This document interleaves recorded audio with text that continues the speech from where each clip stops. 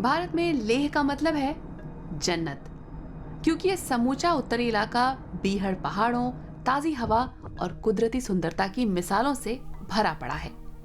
लेह से करीब 200 किलोमीटर दक्षिण में पुगा घाटी है, जहां केंद्र सरकार ने इन कुदरती संसाधनों के मद्देनजर यहां टिकाऊ ऊर्जा की भरपूर संभावना की शिनाख्त की है। पुगा में ताकतवर सल्फर बोरैक्स के गर्म झरने हैं जो धरती के भीतर से गर्म भाप की बौछार फेंकते हैं। ये जियोथर्मल एनर्जी का बढ़िया स्रोत है। इस अक्षय स्रोत में इन दिनों लोग काफी दिलचस्पी ले रहे हैं। इनमें कुंजस डोलमा भी हैं जो इस विषय पर पीएचडी कर रही हैं।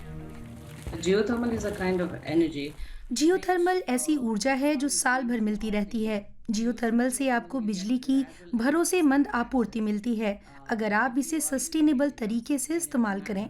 अगर देश के गरीब इलाकों के विकास पर गौर करें तो जियोथर्मल एनर्जी भारतीय ऊर्जा सेक्टर के एनर्जी मिक्स में सबसे बड़े सहायकों में एक हो सकती है।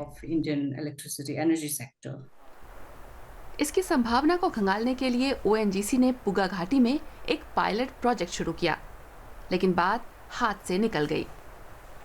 एक स्थानीय एनजीओ ने पाया कि ड्रिलिंग की आवाज से प्रवासी पक्षियों को दिक्कत हो रही थी और जो पानी निकाला जा रहा था उसमें आर्सेनिक जैसे रसायन थे जो नदी में जहर घोल रहे थे। ओएनजीसी उस पानी को भी नहीं रोक पा रहा था जो धरती से फूटकर बहने लगा था। पिछले साल उन्होंने जमीन से बहुत गर्म पानी निकाला और हम डर गए। इतना पानी तेज बहता देखना खौफनाक था। सेवांग ग्यात्सो चंगपा गडरिया समुदाय से हैं। उनका कहना है कि उनकी पूरी जीवन शैली पर इसका असर पड़ेगा। हमारे पशुओं पर बहुत सारे खतरे हैं। पुगा घाटी प्रोजेक्ट के कारण हमारे चारागाह पहाड़ों पर खिसक जाएंगे और वहाँ हिम तेंदुओं का खतरा हमेशा बना रहता है। और अगर हम अपने मवेशियों को नदी किनारे ले जाएं तो वहाँ घास इतनी अच्छी नहीं होती और भेड़िए भी मंडराते रहते हैं। इन कारणों से जिला प्रशासन ने ओएनजीसी को मई तक काम रोकने को कहा है, जब तक वो इन समस्याओं से निपटने के तरीके नहीं खोज लेते। वो अब अपनी तकनीक को बेहतर करने के बारे में सोच रहे हैं और वन्य जीव विभाग की सलाह पर भी काम कर रहे हैं। अगर वो इन मुद्दों को सुलझा लेते हैं तो इस प्रोजेक्ट में बड़ी संभावना हो सकती है। जियोलॉजिकल सर्वे ऑफ इंडिया के एक अध्ययन के मुताबिक भारत की अब तक की अनुमानित जियोथर्मल एनर्जी की संभावना करीब 10 गीगावाट है।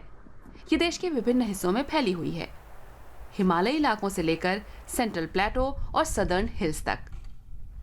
पारंपरिक संसाधनों की तुलना में ये छोटी है, लेकिन यहाँ समुदायों को बिजली मुहैया कराकर ये ऊर्जा उत्पादन और उपलब्धता को विकेंद्रीकृत करने में मदद कर सकती है।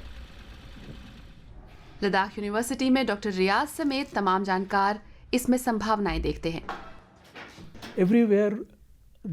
हर कहीं कार्बन फुटप्रिंट को कम करने के बारे में बहस चल रही है। प्रधानमंत्री मोदी ने इस बारे में अगुवाई करने और 2070 तक भारत को कार्बन न्यूट्रल बनाने के लिए वैश्विक समुदाय को आश्वस्त किया है। इस संदर्भ में पुगा घाटी प्रोजेक्ट बहुत अहम है। अगर हम भविष्य में इन तमाम ऊर्जाओं का दोहन कर पाते हैं तो अगले 1 या 2 साल में उम्मीद है हमें कामयाबी मिल जाएगी। अगर ऐसा हुआ तो पुगा घाटी प्रोजेक्ट भारत में अन्य योजनाओं के विकास का एक मॉडल बन सकता है, जिसकी मदद से तेजी से बढ़ती अर्थव्यवस्था में ऊर्जा की बढ़ती मांग को पूरा किया जा सकेगा और ये समूचे एनर्जी मिक्स को ज्यादा टिकाऊ बनाने की दिशा में एक बड़ा कदम होगा।